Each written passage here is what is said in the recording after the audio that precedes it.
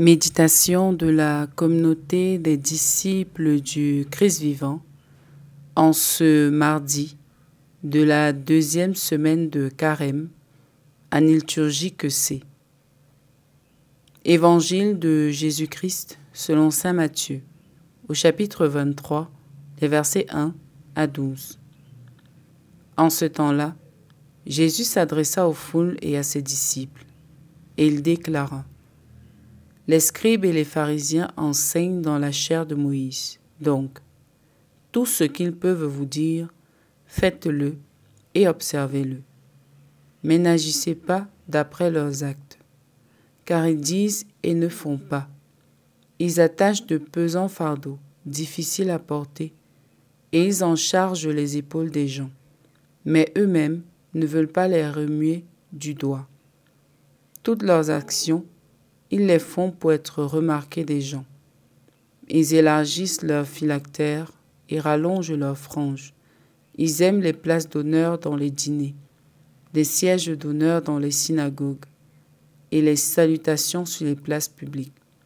Ils aiment recevoir des gens le titre de rabbi.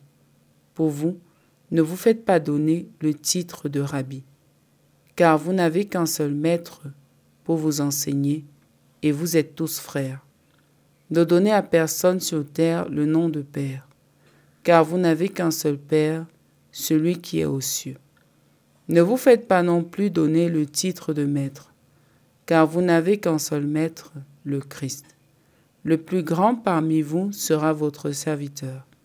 Qui s'élève sera abaissé, qui s'abaissera sera élevé. Acclamons la parole de Dieu. Méditation. Bien-aimés dans le Seigneur, que la faveur de Dieu soit avec nous aujourd'hui. Le texte de l'Évangile que l'Église nous propose nous présente Jésus qui s'adresse à la foule et à ses disciples. Jésus pointe du doigt un comportement néfaste des pharisiens et des scribes, l'hypocrisie et l'orgueil. Des péchés qui nous éloignent de Dieu et qui empêchent notre conversion, et même souvent celle de nos frères et sœurs. Et il nous prescrit dans ce même texte la voie à suivre pour acquérir les vertus contraires, la sincérité, l'humilité et le service. Tout d'abord, Jésus reproche aux scribes et aux pharisiens de dire sans faire. Ils enseignent aux gens, leur prescrivent des comportements qu'ils ne mettent pas eux-mêmes en pratique. Malheureusement, ce comportement continue à infester nos églises et notre société. Beaucoup de responsables d'églises ont des comportements scandaleux. Pourtant, ils sont à l'autel devant les chrétiens et leur annoncent la bonne nouvelle, ou alors se posent en modèle. Dans la société, on a une crise d'autorité, car les autorités ne sont plus des modèles par leur comportement, leur moralité. Ils disent des choses, reprochent, critiquent, et pourtant ne sont pas différents des autres. Et nous alors, sommes-nous meilleurs? Ou alors nous demandons à nos enfants, à nos frères et sœurs, nos amis, souvent de faire des choses que nous-mêmes sommes incapables de faire. Sommes-nous un modèle de ce que nous prêchons? Le carême est un bon moment pour nous remettre en question, pour revoir l'adéquation entre le dire et le faire dans nos vies. Car lorsque nos vies ne confirment pas ce que nous disons, alors nous perdons en crédibilité et nous empêchons aux autres de se convertir. Puisqu'ils nous voient installés à l'Église, moralisateurs, alors que nous sommes loin du Christ. Ne soyons pas des obstacles pour les autres, des obstacles à leur rencontre avec le Christ. Un autre comportement que Jésus condamne, c'est la tentation de paraître. L'orgueil de vouloir montrer qu'on est mieux que l'autre, d'être applaudi, loué, indiqué comme référence. Le problème, c'est que souvent, nous ne faisons que paraître ce que nous ne sommes pas réellement au-dedans. Nous savons qui nous sommes et pourtant, nous voulons donner une image pour que les autres nous admirent, nous aiment, nous élèvent. Cette tentation est démoniaque car elle nous piège et nous empêche de nous convertir. Beaucoup de chrétiens sont pris au piège d'une image qu'ils ont fabriquée eux-mêmes pour bien paraître, pour paraître saints auprès des autres, alors qu'ils ne sont pas la référence.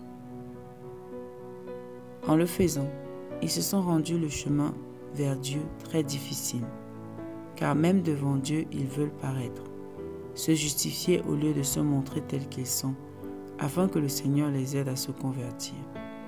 Cela ne veut pas dire que nous ne devons pas nous battre pour être des modèles.